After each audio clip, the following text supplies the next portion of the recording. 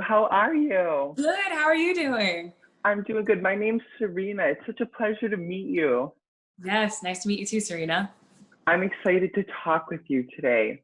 So I kind of want to get right into it because I'm so excited. So you Perfect. won Miss Georgia USA in 2012. Are Yes. you going to run for any more pageants in the future?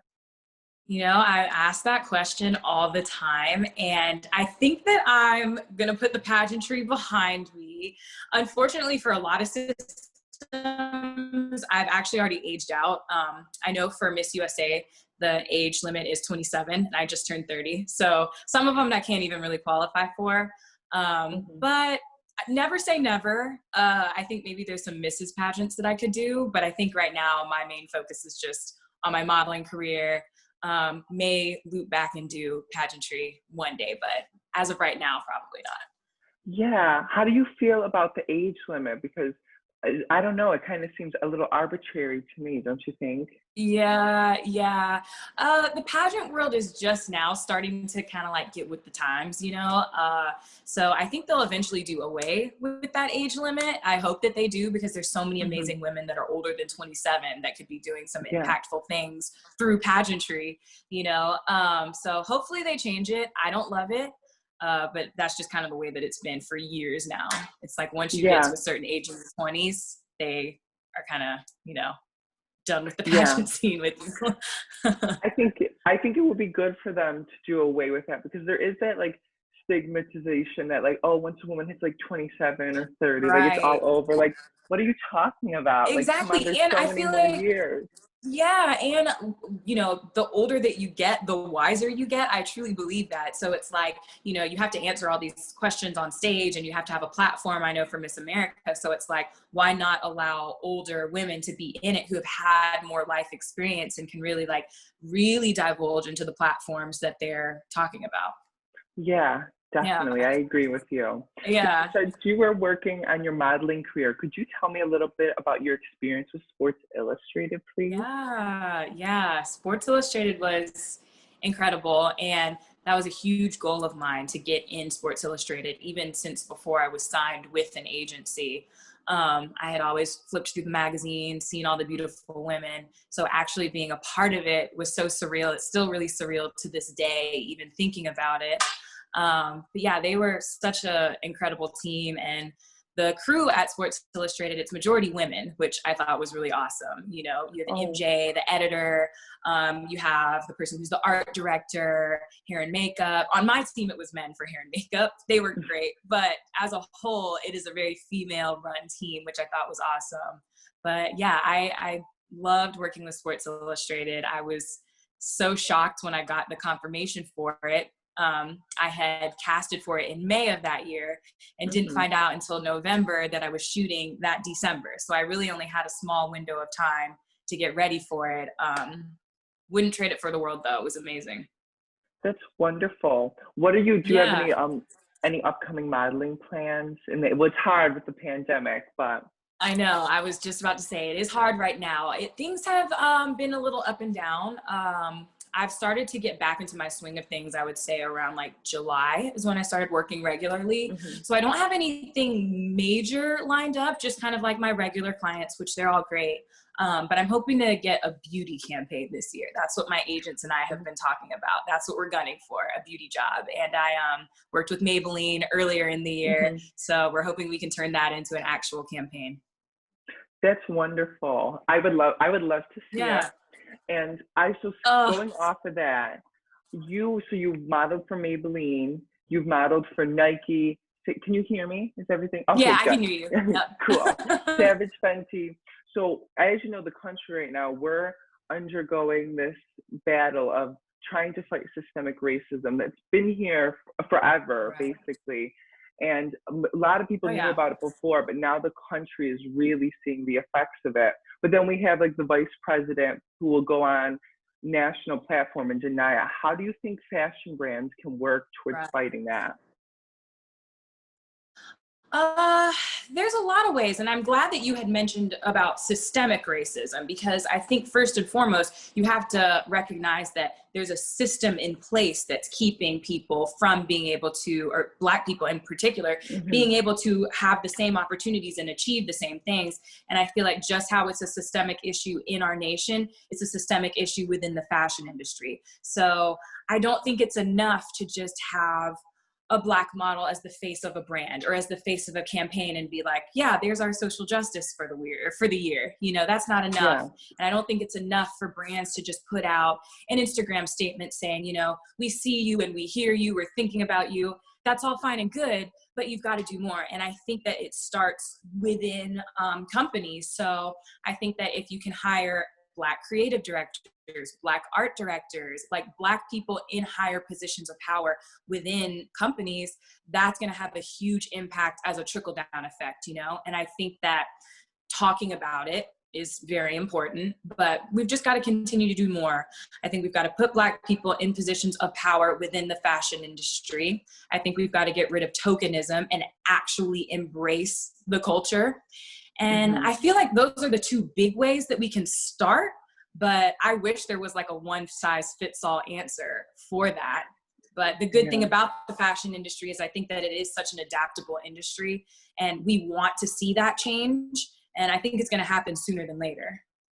I hope so. I really hope Hmm. so. And I hope it's, like you said, a real change, not just Right. like, oh, a PR stunt. Like we have one Black model, or we have one model of color. No, we need to Exactly. see it in the people you're hiring who's running your country. That's great that you have Right.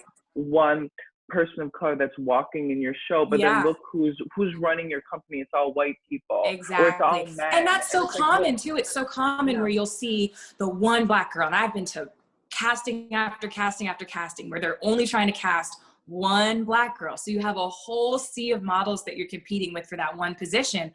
And if you're Yeah. on a job and there's two Black models, you've made it. You know what I mean? That is rare. So I would just love to see the diversity come from the top first. And I think once that's done, we'll be able to make tons of changes. Also, another thing that just came to mind is things like capsule collections. You know, if you're at Nordstrom's or if you're at Amazon, you see capsule collections with these, you know, small businesses. I think putting Black small businesses at the forefront would be amazing too, you know, so you can showcase those brands, those models, those influencers who are trying to get their product and their image out there. I think that's going to help a lot. I agree with you. Oh, Yeah. there we go. Sorry, I I thought. No, you're fine. You're fine. And I think what really I can't even imagine how upsetting this is. But a lot of these fashion brands, they're only casting one or two people of Yeah. color. They don't have diverse people working in their company. But then they steal from younger businesses by young Black designers and steal their Yeah. ideas. And then all the major media brands we don't ever talk Are about it. Like running Gaia with it. Prada will talk about it. Yeah. And like Right. it's horrible to watch because it's doing like, wow, like not only are you like discrediting them, but you're going to steal their ideas. Like it just really Right. upsets me. Yeah, it's like you're taking something that Black people have really put out there. Like Black culture is something that people love to take and run with. So Hmm. it sucks when, you know, companies can make a profit off of it, but you're not actually hiring Black talent and Black Yeah. creatives, you know? So something has to be done about that. And I think that we are moving towards it. I hope that the fashion industry can kind of be like an experiment to see how this works and we can apply it to the country as a whole. I would love that. I would love that. Mhm. Mhm. It's so hard sometimes. It's It's very hard hard. because you want to be engaged with what's going on, but like I just think back to watching Kamala Harris and the vice president talking, and it was just like, wow, like this is being broadcast to millions and millions and millions of Americans Yeah. across the country, and he's gonna sit there and deny systemic racism. Like this isn't a political thing. This is a fact. This Right. is going on. Like you Right. can't let's It's why not a are we 2020 politicizing this? thing. Yeah, this Exactly. is You know, it's not something that just started in 2020. Systemic racism has been around since the inception of our country. So it's obviously going to play into other parts of the U.S. and the industries in the U.S. So I think that you have to first deny it. You know, that has to be or not deny it. You have to accept it's it. accept- Complete opposite of yeah, deny it. You need to yeah. accept that it is a real thing and then find ways to fight that. So I'm hoping I that the fashion agree. industry can champion that. I would love to see the fashion industry because I love working in it. I love being a part of a community, but Right. I don't like to be a part of a community that's doing a disservice to people. And that Exactly. and the people that are sitting by, just because you're not a part of it, the white people that are sitting by that aren't talking up about it or aren't having these discussions are just as responsible, in my Yeah, opinion. you've got to talk about it. You can't be silent. And what they say, being silent is being complacent. And I totally agree with that. Like, you've got to use your voice. And that's even what I'm trying to do right now with my platform. I just kind of had this awakening earlier in the year. Like, yeah, I could just post, pictures of myself from jobs, but I'm literally the demographic that this world is, discussing right now. A Black female in the United States, and I'm a model too. So it's kind of like I encompass all of those things. So let me put my opinions out there and my thoughts out there and see what people say and actually try to make some good change. Yeah, definitely. Mm-hmm. So to segue to my next thought, I'm so wonderful that you're using your platform for that, but you also use your platform to talk about mental health destigmatization. Could you talk a little more about that? Yeah. So that's been something that's very personal to me. My father struggles with bipolar disorder, and it's been a difficult road for my family, but then as well as for him. And destigmatization of mental health is a huge, huge thing that I want to push, because people won't go and get help. People are being bullied because of fear of what people think about them if they talk about having any mental, issues, or not even issues. I don't want to call them issues, but just having, mental strife. It's very hard to talk to people about it. So my biggest thing, and it seems so simple, but it can make a huge difference, is just being empathetic, putting yourself in other people's shoes. You don't know what people go through on a daily basis. So I think that if we can start with just being empathetic towards people that we come in contact with, that's going to make a huge change in destigmatizing mental health, because people want to be open and honest when they're going through things. And I think that some ways that people can cope with destigmatization would definitely be talking about it, just continuing to do your research and educating yourself on how to see the signs in your friends if they're feeling down. There's so many different ways, but I think first and foremost, just being empathetic towards people and what they're going through. And especially right now in this pandemic, where we're isolated from each other, it's not easy to be our best selves. Yeah. And I think that isolation also adds to, any mental illness that you may have. So I just encourage people to find a friend or a family member that you can talk to honestly about how you're feeling. And then wherever that takes you, you see where it goes. But I think first and foremost, definitely just being empathetic can be huge in destigmatizing mental health. Yeah, definitely. And like you said, especially today, I've noticed, I live in New York, and the city, like especially the closer we get to this election, I can just feel like everyone is so tense in the store, everywhere we go. Tense. Yeah, tense and like quick to snap. I mean, New Yorkers are quick to snap on you. Oh yeah. I was about to say that's New York in general, but definitely as of recently, it's different. Yeah. Yeah. So we just have to be kind to each other, because we're all the same. We're all humans, and we're all going through this thing throughout the whole world. Yeah. So, and we're also, all in it together.